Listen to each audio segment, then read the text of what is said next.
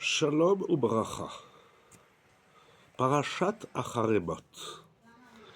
Il est dit au verset 25 du chapitre 18. Vatitma haaretz, vaefkod avona aleha, vataki haaretz et yoshevea. Moraï Verabotai. La Torah est très claire.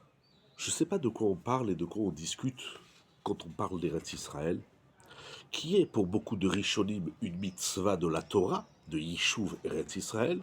Pour certains Rishonim, ce n'est pas une mitzvah d'Eoraita. Il faut bien comprendre, on a la Torah. Si on s'accroche à Eretz Israël, c'est parce que la Torah nous le demande, directement ou indirectement par la voix des Chachamim. Donc tout notre lien, tout notre rapport à la terre d'Israël, c'est au vu de la Torah. Des versets de la Torah, des enseignements des sages. Après, il peut y avoir des discussions, comment les interpréter, comme toute la Torah, certes. Ici, le passouk nous dit que lorsque nous fautons, Vatitma haaretz, vaefkod avona alea, vataki haaretz et yoshevea. La terre d'Eretz Israël ne supporte pas que le peuple d'Israël commette des fautes en Eretz Israël. La terre va vous rejeter. Le terme est violent. Vataki haaretz et yoshevea. Le Ramban explique, Nachmanide, Eretz Israël reste la terre divine, c'est-à-dire qu'elle n'a pas été transmise aux astres, aux constellations et aux anges suprêmes. C'est la terre qui est gérée directement par Akadosh Baruch Hu. Il n'y a pas d'intermédiaire. C'est la raison pour laquelle, dit-il, que la terre rejette ceux qui fautent, qui commettent des fautes. Et c'est la raison, dit le Ramban également, que les Avot Akdoshim, Avraham, Yitzhak, Yaakov, et même les Imaot, nos mères, ont pratiqué les commandements de la Torah lorsqu'ils étaient en Eretz Israël, parce qu'Eretz Israël, hi Echal Hashem, c'est le sanctuaire de Dieu. Tout Eretz Israël s'appelle le Echal, c'est incroyable.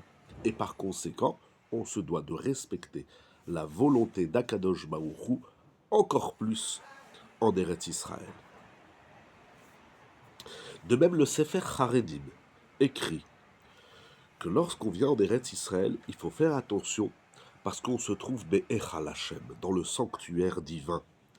Et si on se comporte mal, alors il y a les versets de la paracha et également il rapporte les versets dans Yirmiya, chapitre 2, verset 7 et Yeshaya, chapitre 1, verset 12, où il est dit clairement que la terre nous rejette chas v'shalom.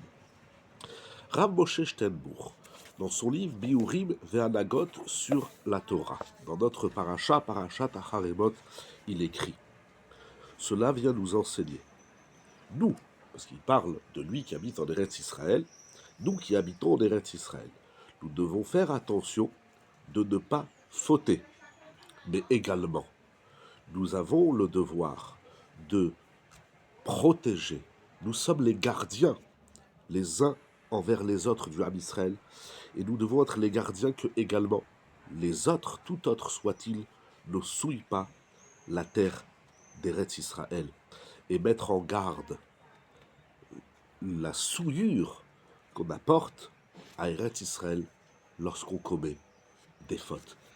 En Eretz Israël, c'est le Echal Hashem, c'est le sanctuaire d'Hachem, et on se doit de faire encore plus attention à respecter la volonté d'Hachem, respecter, comme nous dit le Ramban, le Haredim et le Shla Kadosh, respecter la volonté d'Hachem dans son sanctuaire, nous dit Rav Moshe Steinbuch, c'est également, autant que se peut, être les gardiens et apprendre à tout le monde qu'Eretz Israël ne doit pas être souillé.